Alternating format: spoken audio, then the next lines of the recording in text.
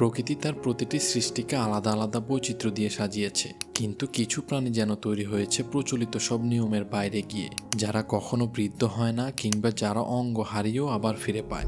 এমনই পৃথিবীর সবচেয়ে বৈচিত্র্যময় ও অবিশ্বাস্য ক্ষমতার অধিকারী 5টি প্রাণীর সম্পর্কে জানব। ইমমর্টাল বা অমর জেলিফিশ পৃথিবীর একমাত্র প্রাকৃতিকভাবে অমর প্রাণী। 1880-এর দশকে ভূমধ্য সাগরে প্রথম পাওয়া যায় এই জেলিফিশ।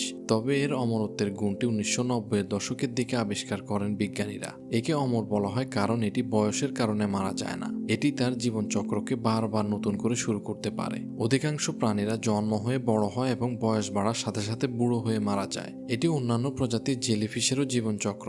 তবে ইমমর্টাল জেলিফিশের ক্ষেত্রে কিছুটা ভিন্ন ঘটে। যখন এই জেলিফিশটি শারীরিকভাবে আহত হয় বা বৃদ্ধ হয়ে যায়, তখন এটি সমুদ্রের নিচে গিয়ে একটি সাধারণ পিণ্ডে পরিণত হয়, বা যে অবস্থা থেকে সে জন্ম হয়েছিল সেই অবস্থায় ফিরে যায়। সেই পিণ্ড থেকে এটি আবার পলিপ অবস্থায় ফিরে আসে। এটি এমনভাবে ভাবা যেতে পারে যে একটি প্রজাপতি আবার শুঁয়োপোকায় রূপান্তরিত হয়েছে। এভাবে এটি তার জীবনচক্রকে আবার পুনরায় শুরু করতে পারে। এই অনন্য প্রক্রিয়াকে বলা হয় ট্রান্সডিফারেন্সিয়েশন।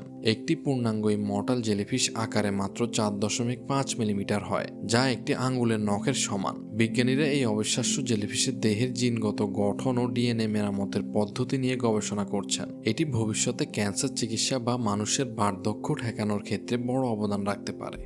অ্যাক্সোলটল বিশ্বের দ্রুততম অঙ্গ পুনরুৎপাদন করা একটি মেরুদণ্ডী প্রাণী। অ্যাক্সোলটল হলো মূলত একটি উভচর প্রাণী, তবে এরা সারা জীবন শিশু অবস্থাতেই থাকে। বেশিরভাগ উভচর প্রাণী যেমন ব্যাঙ তাদের জীবন শুরু করে পানিতে এবং বড় হয়ে ডাঙায় উঠে আসে, কিন্তু অ্যাক্সোলটল বড় হয়েও তাদের শৈশবের বৈশিষ্ট্যগুলো যেমন ফুলকা এবং লেজ হারায় না। এরা সারা জীবন পানিতেই কাটায় এবং লার্ভা অবস্থাতেই প্রজনন করতে সক্ষম হয়। এরা বড় হয় কিন্তু শারীরিকভাবে প্রাপ্তবয়স্ক উভচরের রূপ নেয় না। এই অবস্থাটিকে নিউটেনি বলে। তবে এদের সবচেয়ে আশ্চর্যজনক গুণ হলো প্রাকৃতিকভাবে অঙ্গ প্রত্যঙ্গ প্রতিস্থাপন বা পুনর্জন্ম করা। এদের শরীরের কোনো অঙ্গ, সেটি হাত, পা বা লেজ যাই হোক, যদি কেটে যায় তবে সেখানে কোনো ক্ষতচিহ্ন ছাড়াই হুবহু আগের মতো নতুন অঙ্গ গজিয়ে যায়। শুধু হাত পা নয়, এরা এদের হৃৎপিণ্ড, ফুসফুস এবং মস্তিষ্কের অংশবিশেষ নতুন করে তৈরি করতে পারে। অ্যাক্সোলটলকে নিয়ে বিজ্ঞানীরা সবচেয়ে বেশি গবেষণা করেন এর পুনর্জন্ম ক্ষমতা সম্পর্কে আরও গভীরভাবে জানার জন্য। তবে বর্তমানে প্রকৃতিতে এরা প্রায় বিলুপ্তির পথে, কিন্তু অ্যাকুরিয়াম এবং গবেষণাগারে এদের প্রচুর পরিমাণে লালন পালন করা হয়। আফ্রিকান লাংফিশ এমন এক অদ্ভুত মাছ যার ফুলকারের পাশাপাশি ফুসফুসও রয়েছে। সাধারণ মাছ যেখানে পানির নিচে ফুলকার দিয়ে শ্বাস নেয় এবং পানির বাইরে শ্বাস নেয়ার ক্ষমতা তাদের নেই, সেখানে আফ্রিকান লাংফিশ পানির মধ্যে এবং পানির বাইরেও শ্বাস প্রশ্বাস নিতে সক্ষম। এদের প্রধানত আফ্রিকার জলাভূমি, অগভীর নদী এবং হ্রদে পাওয়া যায়। এই মাছগুলি পৃথিবীতে প্রায় 40 কোটি বছর ধরে অপরিবর্তিতভাবে টিকে আছে। তবে এই মাছের সবচেয়ে অবাক করা দিক হলো এদের গ্রীষ্মকালীন নিদ্রা বা অ্যাস্টিবেশন। যখন আফ্রিকায় প্রচণ্ড খরা, নদী বা জলাশয় শুকিয়ে যায়, তখন এরা কাদার নিচে প্রায় 10 থেকে 12 ইঞ্চি গভীর গর্ত খুঁড়ে ভেতরে ঢুকে যায়। এরপর শরীর থেকে এক ধরনের আঠালো লালা নিঃসরণ করে, যা শুকিয়ে চামড়ার মতো একটি শক্ত আবরণ বা কোকুন তৈরি করে। এই কোকুন ভেতরে আর্দ্রতা আটকে রাখে এবং শ্বাস নেয়ার জন্য ছোট একটি ছিদ্র থাকে। এ সময় তাদের বিপাক প্রক্রিয়া অত্যন্ত ধীর হয়ে যায়। এই অবস্থায় এরা খাবার এবং পানি ছাড়া টানা 3 থেকে 5 বছর পর্যন্ত বেঁচে থাকতে পারে। বর্ষাকালে বৃষ্টির পানি যখন কাদা নরম করে, তখনই কেবল এরা আবার জেগে ওঠে। বম্বার্ডিয়ার বিটেল হলো এমন একটি পোকা যা নিজের পেছন দিক থেকে ফুটন্ত রাসায়নিক তরল বিস্ফোরণ ঘটিয়ে ছুঁড়ে মারতে পারে।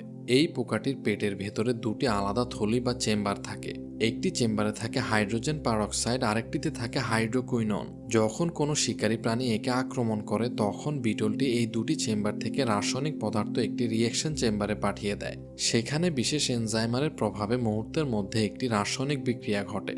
এই বিক্রিয়ার ফলে যে তরলটি তৈরি হয় তার তাপমাত্রা থাকে 100 ডিগ্রি সেলসিয়াস বা ফুটন্ত পানির সমান। যদি কোনো ব্যাঙ বিটলটিকে গিলে ফেলে, তবে বিটলটি ব্যাঙের পেটের ভেতরেই এই ফুটন্ত স্প্রে করা শুরু করে।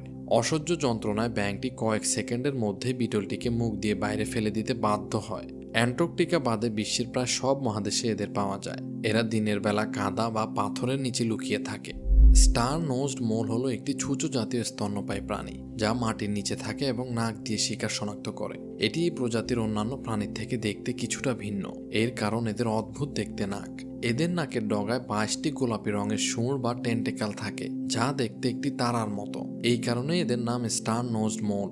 এদের চোখ থাকলেও এরা প্রায় চোখে কিছুই দেখে না, কিন্তু এদের নাকটি পৃথিবীর সবচেয়ে সংবেদনশীল স্পর্শ ইন্দ্রিয়। এতে 1 লক্ষেরও বেশি ক্ষুদ্র স্নায়ুপ্রান্ত থাকে, যা একজন মানুষের হাতের তালুর চেয়েও কয়েক গুণ বেশি সংবেদনশীল। এই অনন্য নাকের কারণে এরা খুবই দ্রুত শিকার শনাক্ত করতে পারে এবং খেয়েও ফেলতে পারে। এরা সবচেয়ে কম সময়ে শিকার শনাক্ত করে খেয়ে ফেলতে পারা গিনেস ওয়ার্ল্ড রেকর্ডধারী স্তন্যপায়ী প্রাণী।